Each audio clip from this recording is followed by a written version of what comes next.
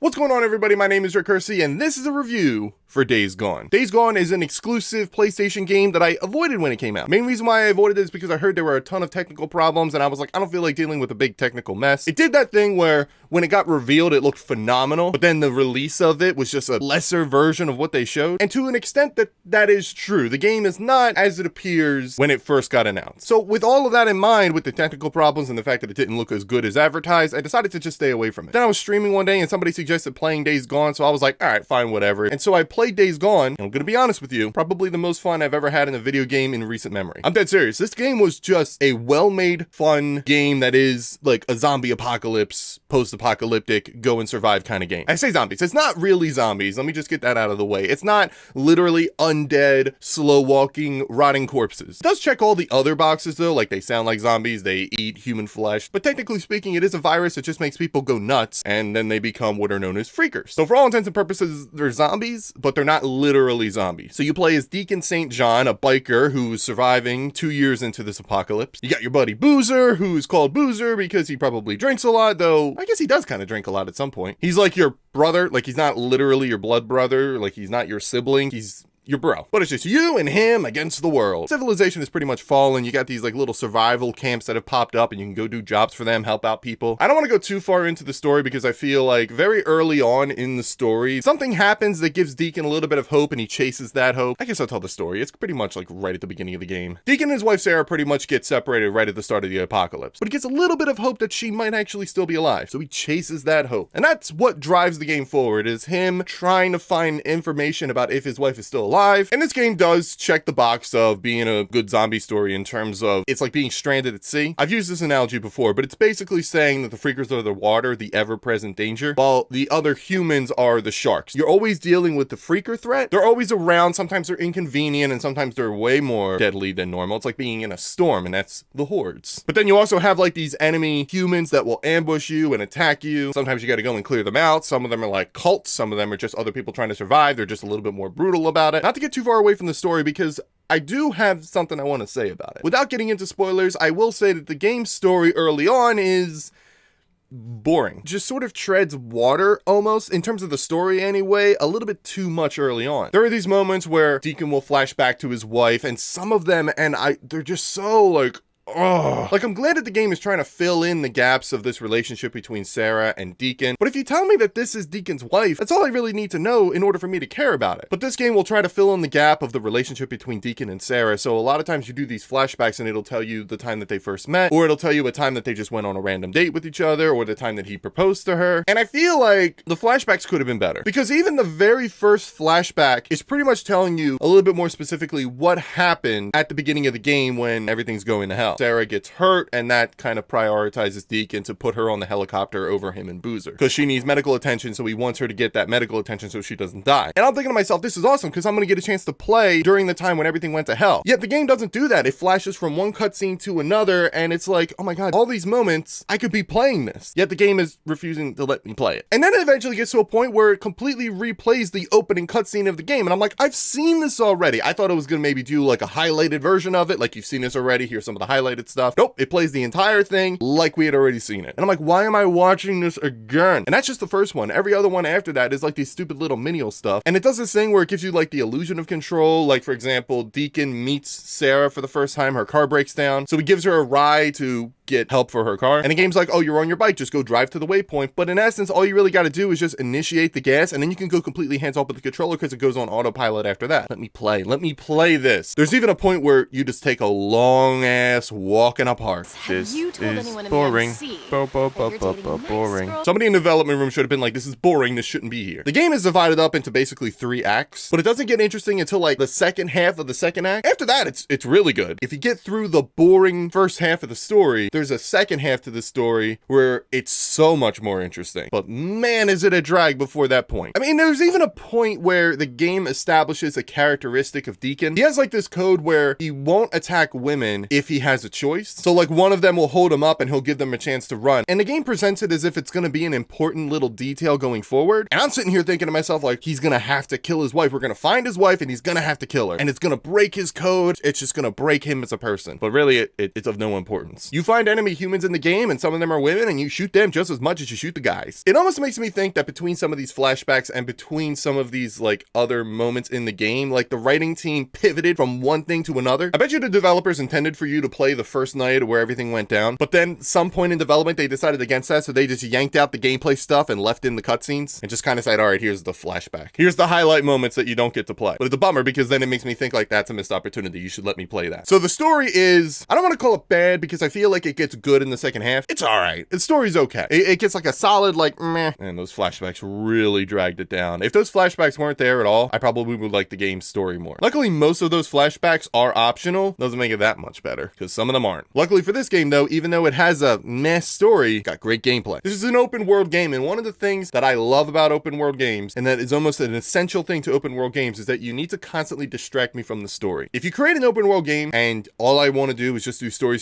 and I'm ignoring all of the other things that you've done, you haven't done a good job. Either you didn't put enough in the game for me to care about the stuff that's there, or the stuff that is there just isn't that interesting. And luckily this game did put in a significant amount of stuff that was interesting. So often I'm sitting there driving down the road and I'm like, ooh, there's a thing over there. There's like a little blue question mark, so I'm gonna go there, figure out what's going on, because it's either gonna be supplies or I'm gonna find a survivor that I can save and send to a camp. I already said that there are like these other little settlements that you could do jobs for, so each camp you have like a loyalty or some sort of alliance with, a trust level. And as you do jobs for them, like say for example, the leader of that camp says, I got a job for you, you come talk to me. Then you go and talk to them and they're like, hey, there was this guy, he killed one of our people, can you go out there and go kill him? So you'll go out there, you go find the guy, you kill the guy, and you go back and you cash in, you like say, hey, I got this guy's hat. And then they'll be like, good, you got credits for the store, that's just the in-game currency. So you can go shop, you can upgrade your bike, but you also build up a little bit of trust level. As you gain trust level, new things become unlocked, and every camp has its own trust level and its own set amount of credits. So you'll go to one camp and you'll have like over thousands and thousands of credits, and you go to another camp and you got like a couple hundred. So it doesn't carry over. You don't carry like a set number of credits. It's not like Fallout where you carry around bottle caps and you just go around and it's like, okay, here's money. Bottle caps are now money. The game suggests that the camp keeps records of all the things that you've done for them, and they're like, all right, this guy can buy this much worth of stuff. Deacon showed up, he has 70 credits because he's done 70 credits worth of stuff so far. It's a cool system because it makes you want to spread out your stuff. Because a lot of times you'll just sit there and go like, I only want to do stuff for this camp because I like the people at this camp. But one camp might offer something that another camp doesn't. So you kind of have to spread it out a little bit more. And I like that because it's making me want to go to each of these camps and be like, I'm going to spread the love out. And it's not even just you find survivors to send to a certain camp or do jobs for that camp and that's the only thing you could do. You can go hunting, harvest the meat, bring it back to a camp and be like, all right, here's meat for you guys. You could do the same thing with freakers. Basically called bounties. There are multiple different types of freakers. So you go, you kill freakers, you chop off their ears, not literally, like the game just pretty much lets you have it as soon as you kill it. But you take the ears to the bounty stall in the camp. Here's some reputation towards your trust level, and here's some credits so you can buy more things at the shops. There are these giant hordes that you have to fight, and hordes are rough. They are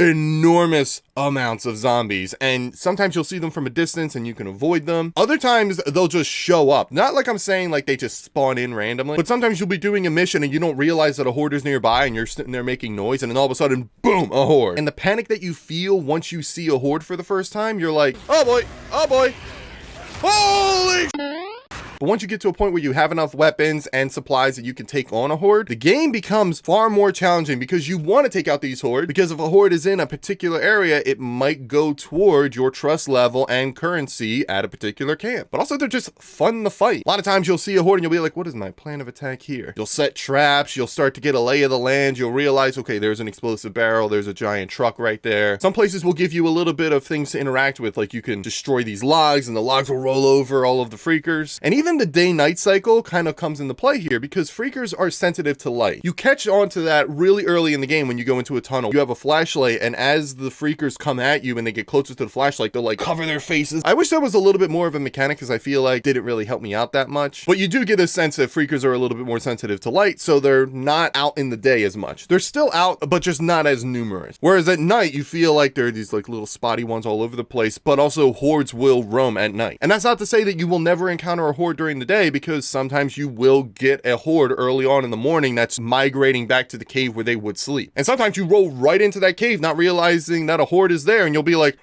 But this is what I'm talking about. It's this kind of dynamic gameplay where the game kind of throws all these different challenges at you. You'll roll into what is called an ambush camp, which is a camp where these enemy humans will occupy. Taking some of those out and finding their underground bunker will reveal a map that will reveal other things in the area that you can interact with. So there might be an infestation of freakers over here, so you go there and you take Molotovs and you burn out their nests. And even as you take out these ambush camps or you take out these infestations, freakers will just start to roam in. And it's just another thing that you have to contend with. It's another element that you have to take out. And dealing with freakers is very different than dealing with humans. So the different types of enemies require different strategies, especially once you get to the point where there are different types of freakers. But there are also like these things called Nero Camps, which is the National Emergency Response. I forget what the O was. When everything started happening, Nero set up a bunch of these checkpoints and research sites and beacons. If you go to these sites and you gain access to where they have the Nero injector, shoot yourself with, and you can either upgrade your health, your stamina, or your focus. And focus is, if you ever played Red Dead Redemption, it's basically Deadeye. It'll slow the game down so that you can get more accurate shots off. So going after these Nero camps become super useful. And some of them are a little bit more challenging because when you go to like a Nero site, there are going to be these buildings and you have to gain access to the building, but it's going to be locked. So in order to unlock the door so that you can get to the Nero injector, you need to turn on the power, but you got to do a little bit of prep work. Because if you just refuel the generator, sometimes you got to fix the generator, sometimes you got to find a fuse. But if you turn it on, sometimes there'll be like these speakers and they'll start making sound. And when it happens, it will attract nearby freakers. And then you got to deal with the freakers. If there is a nearby horde, you might as well just get out. So you got to be smart. You got to find where all the speakers are. You got to cut them down. Sometimes you got to shoot them down, which if you shoot them down and you use your gun, you're going to make noise. So sometimes you got to use a suppressor, which you can find from cars, you can buy them at shops. But once you cut them down or shoot them down and you take out the speakers and you turn on the generator and you gain access to the unit, you go inside, you find your Nero injector plus a couple of other things, usually it's medical supplies. But you feel rewarded, like you want to go for these Nero sites, just like you want to go for the ambush camps because you want to know where the Nero sites are. Once you use that map, it will reveal sometimes local Nero sites in addition to infestations. And you want to clear out the infestations because you don't want to have to contend with those enemies. Everything that you do will go toward the local camp, which is another big thing that I like what open world games do. Everything feels like it's useful. I want to take a step back though, because I mentioned that you can search cars so you can get the suppressors for your gun. Scavenging and searching for things are such an interesting and important part of this game. Going into these houses and searching cars for guns and supplies, ammo, craftable stuff, and crafting is a big thing in this game. You can craft items together to make healing items, Molotovs or pipe bombs. If you have a crossbow, you can craft bolts for your crossbow. And the crossbow is pretty cool because you can get these specialty bolts. Like one, for example, if you shoot them into an enemy, they will start to attack the enemies around them. But scavenging just really helped immerse me, just searching the trunks of cars and trying to find scrap metal so that I could repair my bike. And you have to manage the bike too. I earlier referenced that you had to refuel your bike. Sometimes you're going to be in areas where you have to find gas canisters and refuel your bike. Because I've been in a situation where my bike ran out of gas, and guess what you have to do? You have to walk it until you find gas, and who knows where that is. It's just one of those games where you just have to be very careful with the amount of stuff that you have, with the amount of ammo you have. You don't want to waste your best ammo on these menial enemies. You also be careful with the amount of scrap you have. You can use scrap to repair your bike, but you can also use scrap to repair your melee weapon, if you have that perk anyway. Because there are perks in this game. As you level up, you get skill points, you can use them. And one of them is that you can repair your melee weapon with scrap. But it's useful because you'll be able to craft some of the better melee weapons. And you always want to make sure that those melee weapons are kept in good shape. But even if they break, you can find other melee weapons all around. But between the scavenging and the open world stuff and the way that everything feels like it's super useful and the fact that I was getting distracted even by the little stuff, that to me means that they developed a good open world game. I guess the thing that really stopped me from playing this game early on is the fact that I thought it was way more glitchy than it really turned out to be. There are like these little glitches, but none of them were game breaking. The game never crashed on me. I never had like a big drop in frame rate. It wasn't anything that really ruined the experience for me. I had a good time, and there were some times where I would like shoot an enemy and he would just kind of glitch through a wall, which would break immersion a little bit. But as the game is right now, and I'm doing this review way later, as it is right now, 2 thumbs up. So would I recommend this game? Yes, I would. If you're interested in open world games with that post-apocalyptic survival zombies, this is the game for you. Bet you feel like that World War Z stuff where the zombies are running around, jumping and falling over each other. You can create moments where the zombies are just kind of pouring in from all around. It can get really immersive and really crazy real quick. That's what this game is. It's just a lot of moments that you create through your own experiences and your own kind of gameplay. It's a fun game. It's a really fun game, and I just want to play more. Who made this game? Ben Studio? Please make a Days Gone 2. Days Goner. I would highly recommend this game. It's the most fun that I've had recently in a video game. That is not an exaggeration. I couldn't put this game down. And that's the end of this video. If you like this video, please consider giving it a like, and also consider subscribing if you haven't already, and consider watching some of these other videos over here. One of them is my most recent, and the other one is something that YouTube recommends. Share it a love, and let me know in the comments below if this is a game that you've played, what you thought of it. Let's discuss stuff. Anyway, guys, thank you so much for watching. I'll see you next time.